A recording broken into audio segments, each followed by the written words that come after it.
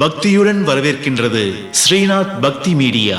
இந்த பதிவில் நாம் பார்க்க போவது இந்தியாவிலேயே சனீஸ்வர பகவான் சுயம்புவாக தனித்திருக்கும் ஒரே கோவிலான குச்சனூர் சுயம்பு சனீஸ்வர பகவான் திருக்கோவில்.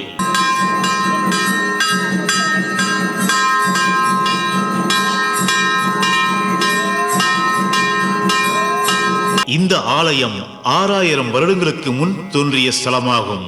இந்த ஸ்தலத்தில் வந்தால் தீராத வயிற்று நோய் தீரும், திருமண தடை நீங்கும், சந்தான பாக்கியல்லாக்கு புத்திர பாக்கியம் உண்டாகும், வந்தமான வியாபாரம் லாபத்தில் இயங்கும், சொல்காணாத விளைவில் அமோக மகசூல் பெருகும், நீர்வளம் குந்தியடங்களே நீர்வளம் பெருகும், நீதி கேட்டு போனுக்கு நீதி கிடைக்கும். இந்த கோவிலுக்கு வரவேண்டிய பிராப்தம் இருந்தால் மட்டுமே வர முடியும். அந்த கோயில் மெயின் சிறப்பு என்னன்னா, அந்த கோயிலுக்கு வரணும் பிராப்தம் தாத்தே வர முடியும். அவ்வளவு சீக்கிரம் இங்க யாரும் வர முடியாது. இந்த ஸ்தலம் தேனி மாவட்டத்தில் தேனியிலிருந்து 20 கிலோமீட்டர் தொலைவில் சின்னமனூருக்கு அருகே குச்சனூரில் அமைந்துள்ளது.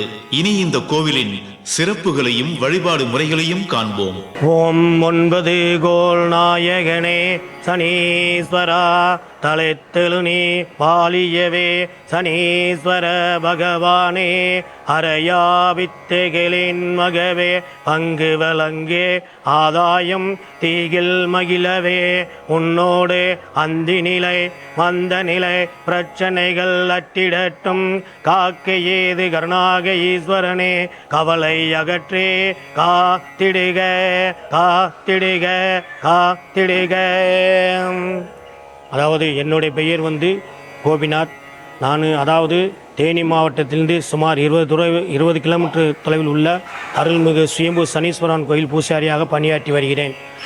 இந்த கோயிலுடைய மெயின் சிறப்பு என்னான்னு கேட்டால், சனீஸ்வரன் இங்கே சுயம்புவாக இருக்கிறார். சனீஸ்வரன் எல்லா கோயிலும் இருப்பார். சிவன் கோயிலே நவகிரகங்களிலும் இருப்பார், சிவன் கோயில்கள் தனியாகவும் இருப்பார். ஆனால் இங்கே என்ன ஸ்பெஷல்னு கேட்டிங்கன்னா, சனீஸ்வரன் இங்கே சுயம்புவாக இருக்கிறார். சுயம்புனாலே பூமியிலிருந்து தானாக முளைத்து வந்திருக்கிறார். சுயம்புனா உருவம் கிடையாது, லிங்கமாக தான் இருப்பார். ஆனால் லிங்கம்னா சிவலிங்கம்னு சொல்லுவாங்க. சிவலிங்கம் தாற்பரிய வேறு. ஆனால் இவர் இங்கே இருக்கும் ஐயன் தூணாகத்தான் இருக்கிறார். ஒரே தூணாகத்தான், ஒரே பில்லராகத்தான் இருக்கிறார். அந்த ஐயனுக்கு இங்கே வர்ற பக்தர்கள் அவரை உருவத்தோடு வழிபட்டால் விசேஷமாக இருக்கும் என்பதற்காகத்தான் அவரை உருவமாக அலங்கரிக்கப்பட்டு வச்சிருக்கிறோம். மேலே மஞ்சனக்காப்புன்னு காப்பு சாத்தப்பட்டிருக்கோம். மஞ்சனக்காப்புன்னா இப்போ திருமஞ்சன காப்பு, தைல காப்பு, சந்தன காப்புன்னு சொல்லுவாள். இது மஞ்சனை காப்பு. மஞ்சனை காப்புனா எலும்புச்சம்பள சாறு, நல்லெண்ணெய், விராலி மஞ்சள் இதெல்லாம் சேர்த்து இதோட சில பரிவாரங்கள் சேர்த்து அரைச்சி அந்த லிங்கத்து மேலே அப்ளை பண்ணியிருக்கோம். ஈஸ்வரன் பட்டம் பெற்றிருக்கார். அந்த ஈஸ்வரன் பட்டம் வாங்கியிருப்பதாலே அந்த கிரீடத்தில் திருநெற்பட்டை அணியப்பட்டிருப்பார். சூரியனோட மகன் ரகு வம்சம் என்பதாலே திருமணி ராமம் அணியப்பட்டிருக்கார். அதனால நீங்கள் இவங்க வர்ற சேவாத்திகள் ஒரு பெருமாளாகவும் சேவிக்கலாம், சிவனாகவும் சேவிக்கலாம். பிரம்மா, சிவன், விஷ்ணு மும்மூர்த்தியில் மறுக்குள்ள ஐக்கியமாயிருக்கா. அதே 3 ஜோடி கண்கள், சக்தி ஆயுதம், வில்லாயுதம், அவேகஸ்தம், சிம்மகனம் என்க தாற்பயத்துக்கு 4 கரங்கள், 2 பாதங்கள். பக்கத்தில் இருக்க சாமி உற்சவமூர்த்தி. திருவிழா காலங்கள் வெளியில் புறப்பாடு வர்றவர். பொதுவாக சனீஸ்வரனாலே வந்தால் ஒரு கொடூரமான தெய்வம் சொல்லுவாள். சனீஸ்வரங்களுக்கு வந்தால் விபதி பிரசாதம் எடுத்து போகக்கூடாது, போட்டு போயிடலாம் அப்படின்லாம் சொல்லுவாள். தெய்வத்தில் நல்லது கொடூரம் என்பது கிடையாது. எல்லாமே காப்பது கடவுள், கருணையின் வடிவமே கடவுள். அதே வழியில் அரசு அன்று கேட்கும், ஆனால் தெய்வம் நின்று தான் கேட்கும். தவறுக்கு நிச்சயம் தண்டனை உண்டு, அல்லந்து யாரும் தப்பிக்க முடியாது. போன ஜென்மத்தில் செய்த கர்மாவிற்கு நடப்பு ஜென்மத்திலே கோச்சாரம் லக்கணம் பார்த்து தண்டனையே கஷ்டமாக கொடுக்குறார். அப்படி இல்லைனால அப்பா செஞ்சால் பிள்ளையை சேரும்னு சொல்லுவாங்க. அந்த வழியிலையும் கஷ்டத்தை கொடுப்பார். அப்போ அந்த கஷ்டம் நம்மளால் தாங்க முடியாமல் இவர்கிட்ட நம்ம வழிபாடு செய்கிறோம். என்னை காப்பாற்றுப்பா, கஷ்டத்தை நீக்குப்பான். இப்போ வழிபாடு செய்யும் போது அந்த கஷ்டங்களை தாங்கக்கூடிய மனசக்தியை தருவார், அந்த மன வலிமையை கொடுப்பார். வழிபட்டுட்டோம் என்பதுக்காக தண்டனையை தள்ளுபடி செய்ய மாட்டார். தண்டனை அனுபவித்தான் ஆக வேண்டும். ஆனால் அந்த குறிப்பிட்ட காலம் மாண்பு பிறகு தண்டனை காலங்கள் முடிந்ததும் பொங்கு சனியிலே சுவிச்சத்தை வாரி வாரி கொடுப்பார். அதே சனியை போல் கொடுப்பாருமில்லை, சனியை போல் கெடுப்பாருமில்லை. சனி கொடுத்தால் யார் தடுப்பார் என்று சுலகம் வழக்கத்தில் வந்தது. இந்த ஸ்தலத்தில் வந்தால் தீராத வயிற்று நோய் தீரும், திருமண தடை நீங்கும், சந்தான பாக்கியல்லாக்கு புத்திர பாக்கியம் உண்டாகும், வந்தமான வியாபாரம் லாபத்தில் இயங்கும், சொல்காணாத விளைவில் அமோக மகசூல் பெருகும், நீர்வளம் குந்தியடங்களே நீர்வளம் பெருகும், நீதி கேட்டு போனுக்கு நீதி கிடைக்கும். இதெல்லாம் நடமுள்ள கண்டிருந்த உண்மை. மற்ற ஸ்தலங்கள் ஒரு நவகிரகங்கள் ஒன்றாக இருப்பார். இப்போ திருநள்ளாறில் எடுத்துக்கிட்டே அங்கே சிவன் கோயில் இருக்கா. அந்த சிவன் பேர் தர்பானீஸ்வரர். அந்த சிவன் கோயிலில் ஒரு பகுதியில் பிரதேசத்தை இருக்க மெயின் தெய்வம் கிடையாது. ஆனால் தனித்திருப்பது சுயம்புவாக இருப்பது இந்தியாவில் ஒரே கோயில் குச்சனூர் தான்.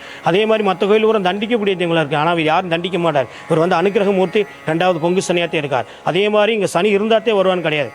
சனி இருந்தால் வருவாங்க, சனி இல்லாட்டி வருவாங்க. அதே மாதிரி நம்ம இந்து மதம் மட்டும் ஒரு வழிபாடு செய்யவும் இல்லை. இங்கே வந்து இந்த கோயிலை பொறுத்தவரையில் முஸ்லீம் மதங்கள், கிறிஸ்டின் மதங்கள் எல்லாமே சிறப்பாக வந்து வழிபாடு செய்யணும். இந்த கோயிலுடைய மெயின் சிறப்பு ஸ்தலமாகும். அதே மாதிரி வந்து அந்த கோயிலோட மெயின் சிறப்பு என்னன்னா, அந்த கோயிலுக்கு வரணும் பிராப்தாத்தே வர முடியும். அவ்வளோ சீக்கிரம் இங்கே யாரும் வர முடியாது. ஏன்னா அனுகிரகமூர்த்தியாத்தே இருக்கிறார். அதனால் வந்து எப்போ அதே மாதிரி வந்து இவர் சனிக்கிழமையும் கும்பிடுன்னு சொல்லுவாங்க. நலிண்டோருக்கு 4 கிழமையும் கிடையாது. இவருக்கு எல்லா நாளுமே உகந்த நாளத்தை, எல்லா நேரமும் நல்ல நேரம். இவரை பொறுத்தவரை நீங்கள் எந்த கிழமையில் வந்து வழிபாடு செய்யலாம், எந்த நேரத்தில் வந்து வழிபாடு செய்யலாம். அதாவது தமிழ்நாட்டை வந்து எடுத்துக்கிட்டிங்கன்னா 3 ஸ்தலம் உள்ளது. ஃபஸ்ட்டு ஒன்று குச்சனூர், 2வதாக திருநள்ளார், 3வதாக திருக்கொள்ளிக்காடு. திருக்கொள்ளிக்காடுக்கு பொங்கு சனி. இங்கே இருக்க குச்சனூருக்கு அனுக்கிரமூர்த்தி பொங்கு சனி. திருநள்ளாரில் வந்து கொஞ்சம் சார்ந்த உக்கிரமாக இருப்பார், ஆனால் வந்து அங்கே உக்கிரமான இருப்பார். அதே மாதிரி வந்து இந்த கோயிலை பொறுத்தளவு வந்து பரிகாரம்னா இங்கே இருந்த எல்லாத்துக்கும் பரிகாரம் உண்டு. அதாவது சனி நடக்கிறவங்க வந்தால் ஒரு மாதிரி பண்ணுவாங்க, சனி இல்லாதவங்க வந்தால் ஒரு மாதிரி பண்ணுவாங்க. ஆனால் இந்த கோயிலுடைய வந்து சிறப்பு வழிபாடு முறை என்னன்னு கேட்டால், முதலாவது வந்து கோயில் முன்பு சுரபி நதின்னு ஓடும்.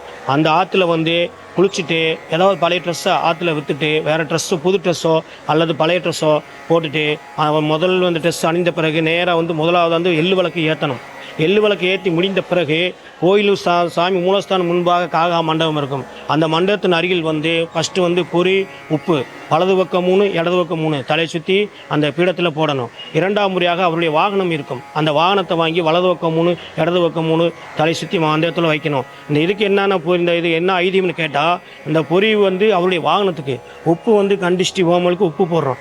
வாகனம் வந்து அந்த வாகனம் வந்து எப்படி நம்ம அந்த காக்காவாக பறந்து செல்லுதோ, வாகனம் எப்படி பறந்து செல்லுதோ அதே மாதிரி கஷ்டங்கள் பறந்துங்கிற ஒரு ஐதீகம். இது வந்து இங்கே செய்ய வேண்டிய ஜென்ரல் பரிகாரம். அதே மாதிரி வந்து எல்லா சனிக்கும் இங்கே பரிகாரம் இருக்குது. அதாவது பரிகாரம் ஒரு பரிகாரம் ஸ்பெஷலாக சொல்ல முடியாது. அதாவது வருவாங்க, எங்களுக்கு இந்த மாதிரி பெண்ணு கொடுங்கன்னு சொல்லுவாங்க, இன்னொருத்தர் எங்களுக்கு இந்த மாதிரி பெண்ணு கொடுக்க சொல்லுவாங்க. அதாவது சோசியல் ஜாதகங்களாக எழுதி கொடுத்து விடுவாங்க. அவங்க என்ன எழுதி கொடுக்குறாங்களோ அதுவே இங்கே ஃபாலோ பண்ணி வர்றவங்களுக்கு பக்தர்களுக்கு நாங்கள் பரிகாரம் செஞ்சு கொடுப்போம். இந்த ஸ்தலத்திற்கு வந்தால் சனி இருந்தாத்தே வரணும் கிடையாது. நீங்கள் நார்மலாக வரலாம். அதே மாதிரி எந்த ஒரு சனி எந்த கும்பராசி எல்லா சனி திசை நடக்குது. சனி திசை நடந்தாலும் வரலாம், நடக்காட்டி வரலாம். இங்கே சனி திசை எல்லா ஒரு பரிகாரமும் இங்கே செஞ்சு யாருக்கு என்னென்ன வசதியோ அவங்களுக்கு தகுந்த மாதிரி இங்கே பரிகாரம் செய்யப்படும். செஞ்சு போனால் அந்த பரிகாரம் செஞ்சுட்டு போனால் அவங்களுக்கு ஒரே மாதத்தில் பலன் கண்டிப்பாக கிடைக்கும். இது எந்த மாவட்டத்தில் இருக்குதுன்னு கேட்டிங்கன்னா, அதாவது தேனி மாவட்டம். தேனி மாவட்டத்திலிருந்து, அதாவது தேனி மாவட்டம் தேனியிலேருந்து 20 கிலோமீட்டர் தொலைவில் இந்த கோயில் உள்ளது. அதே மாதிரி நடை திறக்கும் நேரம் சாத்து நேரம் கேட்டிங்கன்னா, சனிக்கிழமை தவிர சனிக்கிழமை மட்டும் காலையில் 5:30 மணி, மதியம் சாத்திரம் 3 மணி, திரும்பி 4:30 மணி திறக்கப்படும். நைட்டு 9 மணிக்கு சாத்தப்படும். மற்ற இதர நாட்களில் வந்து காலையில் 7 மணிக்கு திறக்கப்படும், மதியம் 1 மணிக்கு சாத்தப்படும், திரும்பி 4 மணிக்கு திறக்கப்படும், இரவு 8 மணிக்கு சாத்தப்படும். ஓம் 9 கோல் நாயகனே சனீஸ்வரா தலைத்தெழு நீ பாலியவே சனீஸ்வர பகவானே அரையா வித்தைகளின் மகவே பங்கு வழங்கே ஆதாயம் தீகில் மகிழவே உன்னோடு அந்தி நிலை வந்த நிலை பிரச்சனைகள் அட்டிடட்டும் காக்க ஏது கருணாக ஈஸ்வரனே கவலை அகற்றே காத்திடுக காத்திடுக காத்திடுக. அதாவது ஸ்ரீநாத் பக்தி வீடியோ மூலமாக இந்த கோயிலுடைய சிறப்பு அம்சங்கள், சிறப்பு தலை வரலாறுகள் எல்லாமே தெரிவிக்கப்படுகிறது.